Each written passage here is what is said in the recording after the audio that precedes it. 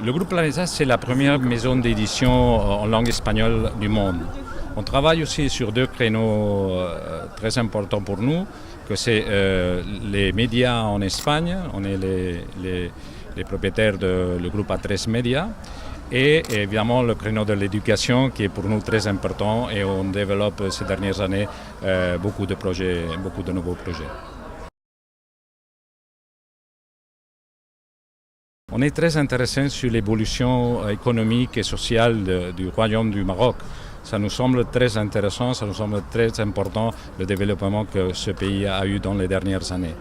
Alors on est très intéressé de s'installer là parce que notre proposition, on croit, peut apporter de la valeur ajoutée dans cette évolution.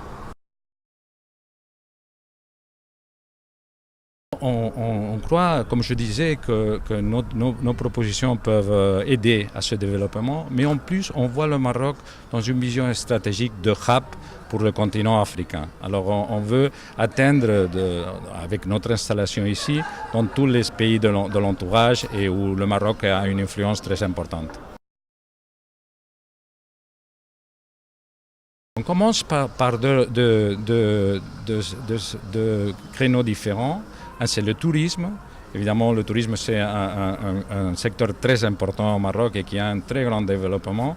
On a constaté, avec les contacts qu'on a eus avec l'industrie touristique qui est présente au Maroc et l'industrie marocaine qui est aussi très importante en termes de tourisme, le besoin de développer des managers qui peuvent gérer ce développement, cette croissance qui est prévue au Maroc. Et alors on veut aider à réellement que ces managers soient des Marocains qui peuvent lidérer cette croissance.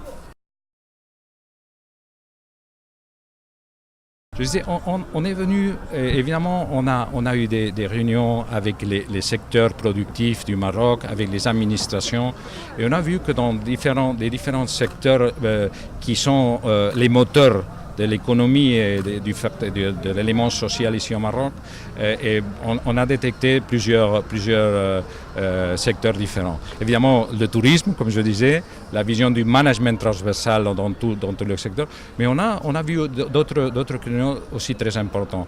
Le créneau sanitaire, qui sera sûrement un développement futur pour nous, les énergies renouvelables, qui est aussi très intéressant et en quoi on peut apporter de la valeur sur ça, former des gens dans ce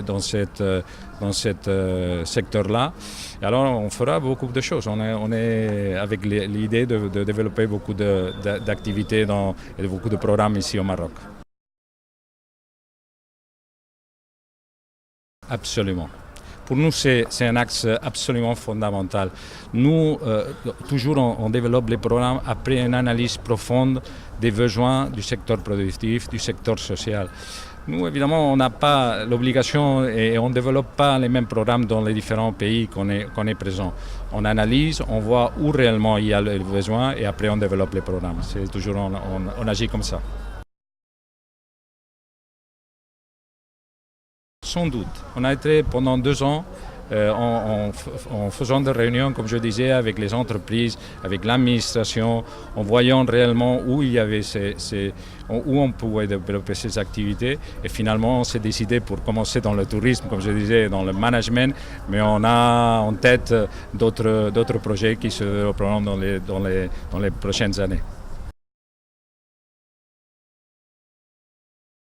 Absolument. Évidemment, il y a aussi la relation entre l'Espagne et le Maroc, qui est une relation de frères.